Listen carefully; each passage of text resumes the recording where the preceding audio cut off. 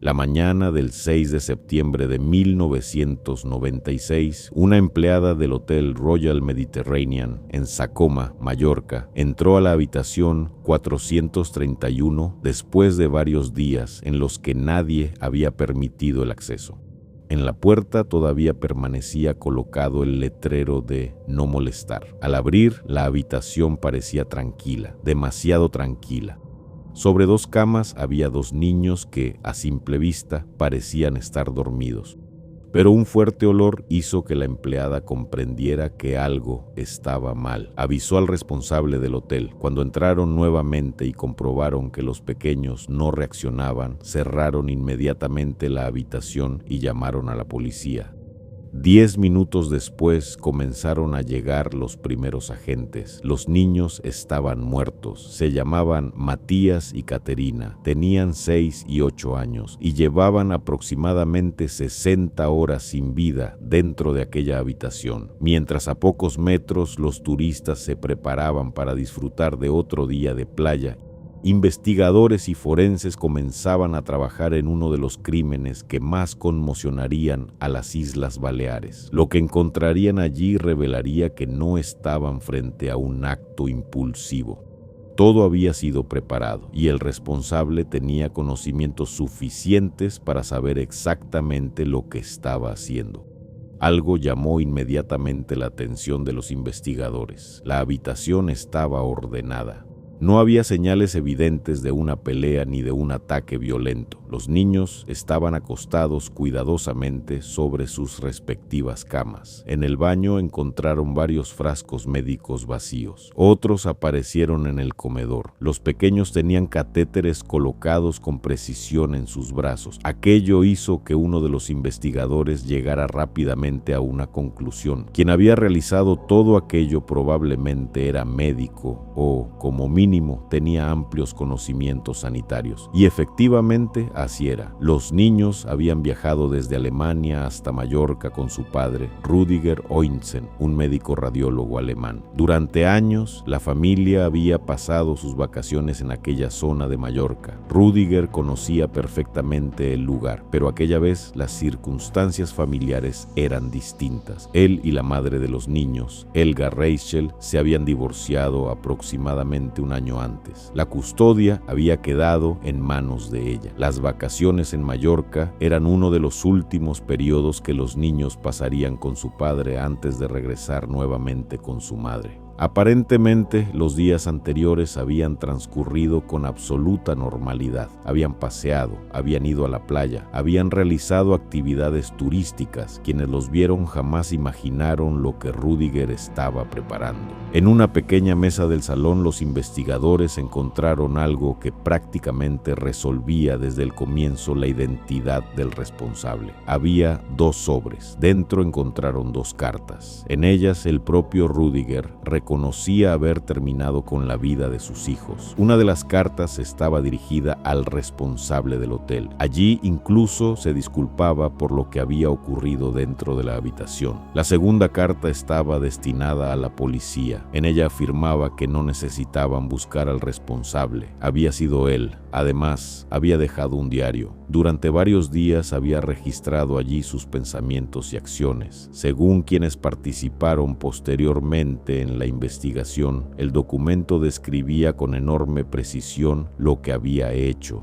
día por día, hora por hora. Incluso había anotaciones realizadas mientras ejecutaba su plan. Rüdiger también aseguraba que, después de matar a sus hijos, él mismo acabaría con su vida. Por esa razón, inicialmente los investigadores pensaron que probablemente encontrarían 3 cuerpos, pero había un problema. El padre no estaba en la habitación y tampoco había cumplido con lo que había escrito. Comenzó entonces una búsqueda por toda Mallorca. Los medios alemanes y españoles rápidamente se hicieron eco de la historia. El caso saltó a las portadas y Rüdiger Ointzen comenzó a ser conocido con un sobrenombre que quedaría unido para siempre a aquel crimen: el Doctor Muerte. Los investigadores comenzaron a reconstruir qué podía haber llevado a un médico aparentemente educado, respetuoso y meticuloso a cometer algo semejante. La ruptura matrimonial terminó convirtiéndose en una pieza fundamental. Rüdiger nunca había aceptado completamente el divorcio. La custodia había sido concedida a Helga. Cuando terminaran aquellas vacaciones, Matías y Caterina regresarían con ella. Los investigadores consideraron que Ointzen no estaba dispuesto a aceptar esa pérdida de control. También interpretaron el asesinato de los niños como una forma de provocar un daño permanente a su exesposa. Y existía otro elemento especialmente preocupante. Helga había tenido miedo antes de que comenzara el viaje. Incluso había solicitado a un juez que impidiera que su exmarido sacara a los niños de vacaciones. Su petición no evitó el viaje. Poco después, sus peores temores terminaron convirtiéndose en realidad. Para los investigadores, la premeditación quedó prácticamente fuera de duda. Rüdiger había llevado consigo desde Alemania los medicamentos y materiales que posteriormente utilizaría. No los compró en España. Durante las vacaciones organizó diferentes actividades para los niños. Fueron al zoológico, anduvieron en bicicleta, jugaron en la playa. Posteriormente, él afirmaría que quería ofrecerles aproximadamente 15 días maravillosos antes de terminar con sus vidas. El último día los llevó a un parque de animales. Después regresaron al alojamiento. Rüdiger utilizó una explicación relacionada con los mosquitos para convencerlos de que tomaran un medicamento mezclado con yogur. La sustancia hizo que se quedaran dormidos. Después utilizó sus conocimientos médicos y otros medicamentos que había llevado consigo. El diario revela hasta qué punto había convertido el crimen en un procedimiento calculado. Incluso llegó a registrar el momento en que uno de sus hijos murió. Después permaneció junto a ellos. Cuando confirmó que ambos habían fallecido, los acomodó cuidadosamente. Según la investigación, colocó incluso flores en sus manos. Más de 24 horas después, salió finalmente de la habitación. Dejó atrás el pasaporte, las cartas, el diario y el letrero de no molestar continuó colgado en la puerta. La policía distribuyó fotografías del pasaporte de Rüdiger entre diferentes cuerpos de seguridad. Podía encontrarse prácticamente en cualquier parte de Mallorca. Los investigadores no sabían si localizarían al médico vivo o muerto. Aproximadamente un día y medio después de desaparecer, una patrulla de la policía local de Pollença realizaba un recorrido rutinario. Los agentes llevaban dentro del vehículo una fotografía del fugitivo. En el mirador de Formentor encontraron a un hombre que coincidía con la descripción. Era Rüdiger Ointzen. Cuando fue detenido, explicó que había ido hasta aquella zona porque pretendía lanzarse desde uno de los acantilados, pero no había sido capaz de hacerlo. También dijo que había considerado entregarse. Finalmente la policía había llegado antes. El hombre que había escrito que terminaría con su propia vida estaba ahora bajo custodia y comenzó a explicar personalmente cómo había matado a sus hijos. Tras su detención comenzó el proceso judicial. La defensa intentó inicialmente que se evaluara el estado psicológico del acusado. La posibilidad era argumentar que sufría algún trastorno que hubiera afectado su capacidad para comprender lo que estaba haciendo. Los informes psiquiátricos y psicológicos llegaron a una conclusión diferente. Rüdiger Ointzen no presentaba una enfermedad mental que le impidiera comprender sus actos. Los especialistas consideraron que sabía perfectamente lo que hacía, sabía por qué lo hacía y entendía cuáles serían las consecuencias. Todo apuntaba además hacia una planificación prolongada, los medicamentos llevados desde Alemania, las cartas, el diario, la preparación de la habitación y el procedimiento utilizado.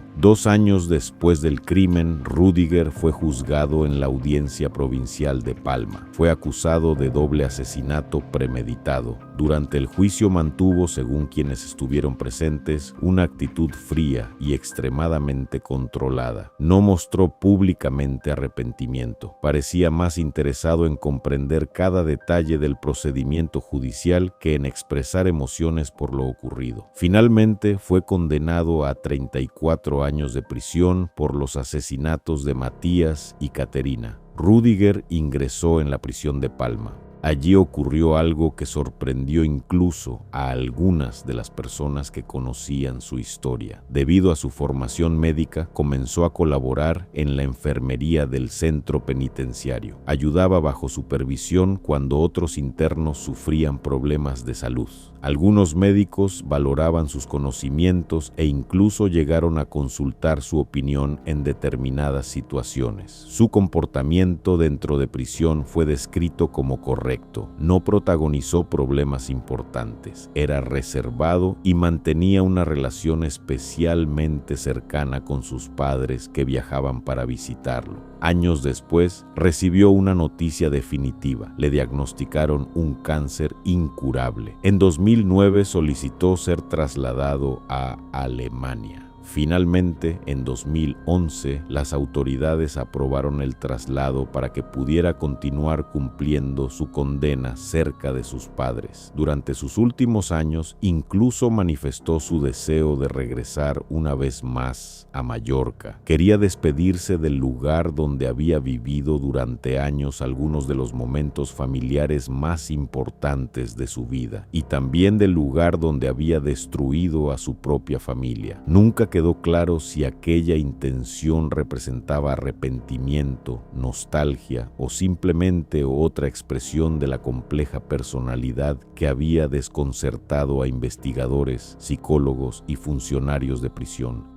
En 2016, 20 años después del crimen, Rüdiger Oinsen murió de cáncer mientras continuaba cumpliendo su condena en Alemania. Nunca recuperó la libertad. Su historia quedó para siempre vinculada a Mallorca, un lugar al que había viajado durante años junto a su familia para disfrutar de vacaciones, y que en septiembre de 1996 se convirtió en escenario de uno de los episodios criminales más estremecedores de las Islas Baleares. Matías tenía 6 años, Caterina tenía 8. Durante días habían disfrutado de playas, paseos, bicicletas y parques junto a su padre. Ellos creían que estaban viviendo unas vacaciones familiares, pero Rüdiger Oinsen había llegado a Mallorca con otro plan. Los medicamentos viajaron con él desde Alemania. Las cartas fueron preparadas, el diario documentó sus decisiones, y cuando comprendió que después del divorcio sus hijos regresarían con su madre, decidió que si ya no podía conservar aquella familia como él quería, nadie podría hacerlo. Ese nivel de planificación fue precisamente lo que convirtió el caso del llamado Doctor Muerte de Mallorca en un crimen que, décadas después, quienes participaron en la investigación todavía recuerdan con dificultad.